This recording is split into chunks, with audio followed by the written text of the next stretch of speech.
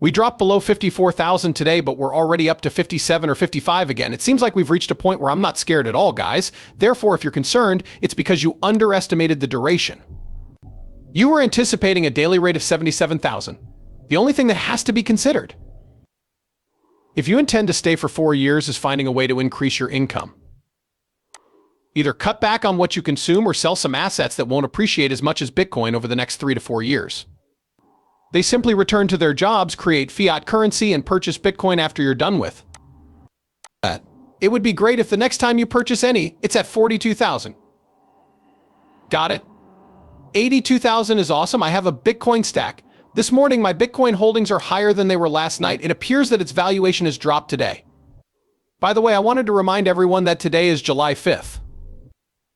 At this moment, no one is on the clock. The markets are deserted. Despite the pessimism felt by many investors in the market, Bitcoin maximalist and CEO of Cardone Ventures, Gary Cardone, has recently expressed optimism about the cryptocurrency. He just made a video in which he stressed the need of investing in Bitcoin for the long haul, encouraging calm and positing that fretting is due to an incorrect estimation of the time required to complete an investment. He advised those looking to invest for the long haul to prioritize income generation and diversify away from Bitcoin-related assets. After falling to $1.54,000 not long ago, Bitcoin's value has since recovered and is again hovering around $1.55,000. Traders are optimistic about Bitcoin's future, according to an article on Cointelegraph, even if trading activity tends to decrease over the weekend. The price's 9% rebound from its lows was indicative of a turnaround. According to Recapital and other analysts, Bitcoin's daily close remained above the critical $6,750 support level, but they did note a large downward divergence. As Bitcoin drew near $58,500, traders like Dan Crypto Trade saw several short positions close. The bullish divergence in the Relative Strength Index RSI reading further solidified the bullish picture for Bitcoin. After the first 100 days, Bitcoin's value dropped by about 23% to 30%. It rebounds after that. Strangely, miners are still cranking out Bitcoins despite the falling price. Last week, iron rose 28%, but Bitcoin wasn't exactly roaring. How will the miners proceed? If the market turns around and performs an 88 or 85, the miners will go into overdrive. This is before we even talk about AI, though, since even if we can increase our profits in a $60,000 environment by 28%, what would they do if Bitcoin was at $78, $80, or $100? Listen, Sam, I'm going to leave you with this. If you're listening to me discuss politics, I simply believe that. More essential than Bitcoin right now, and I know it's annoying you, but please be patient with me because this is crucial. I want you all to give voting serious consideration. Consider your neighbors and encourage them to cast their ballots this November. I mean, come on, meet your neighbors. I understand. Every performance will conclude with this, hey, go do something nice for somebody and don't tell anybody about it. It's like I have this secret weapon. I understand. That is an absolutely lovely life hack. I've been involved in this for what feels like an eternity. And the more I tell you, the more it becomes second nature. Someone once showed me this small life hack, but I completely forgot about it.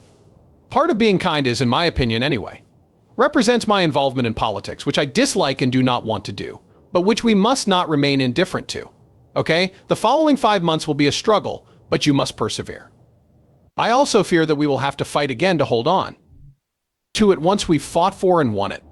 I believe we are currently in the midst of a 4 to 8 year journey, and sitting on your hands and hoping that Bitcoin's value increases isn't going to cut it. You won't contribute to finding a solution. Accordingly, I believe Bitcoin has the potential to rise. A rise is imminent. Additionally, let's utilize Bitcoin as a gravity-like link between all these individuals in order to determine how our voice may be amplified. Someone has silenced us. Unfortunately, it has been taken by a small group of individuals who have discovered that their message can be heard by a large audience despite their small size if they repeat it often. There has been a hush. We fell silent, and someone else took advantage of the resulting void. As a result, you'll have to deal with the fact that, like, I'm expecting someone will hate me and likely prosecute me. Okay, so it's this will not be provided for free, my friend. As if there were none. Get in touch with someone in Ukraine immediately, all right? The woman I'm seeing moved her parents from Ukraine to Monaco for dinner 4 weeks ago. And I went to visit them, a span of 4 weeks. Just in case you thought you were free, think again. All right, since it's acceptable to treat you this way as long as other people are, I would guarantee it. In an inappropriate situation, Bitcoin, the country, and this country are all things that I adore. There are 8 billion people on this wonderful world, and I adore it. Just 10,000 people hold political office. All right, so the odds are 8 billion to 10. It goes without saying that we need to quit bickering about insignificant matters and start talking to one another and being honest. Let's zero in on the things we have in common, like our basic beliefs. Having your work appreciated and protected from theft are all aspects of what it means to be good, honorable, moral, ethical, creative, and productive. These things are true in my opinion.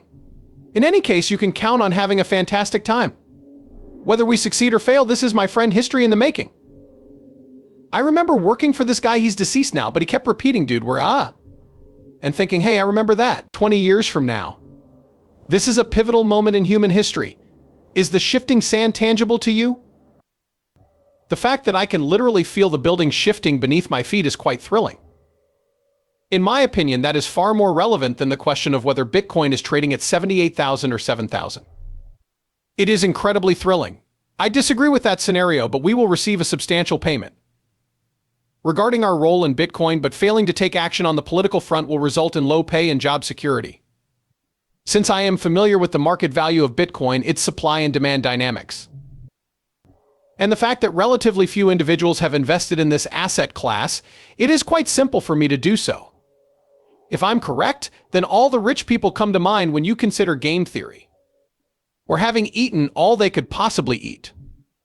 Their consumption is at its peak. Oh, did you forget about peak oil? I happen to know a man named Arthur, I'll remember his name, who became an expert on the topic of peak oil, even though I don't believe we have ever reached that point. Peak oil is not going to happen. If the price of oil reaches $1,000 as predicted by peak oil, then there will be no more oil in the world. Simply be present. As a result, game theory is beyond my comprehension. Using game theory, I can see how it would function in a cartel scenario involving OPEC. However, I am astounded to see that there are 406,000 really rich households when I examine Bitcoin. I have a good idea of how they're going to act. All right, enough cash to buy a Rolex or a chartered plane for $125,000. The number of charter flights is boundless, isn't it? It's possible to construct an endless number of Rolex timepieces. So how many planes will they be able to produce with $1 million, the way I see it? In Tampa, every brother in the shed will be seen with an aeroplane.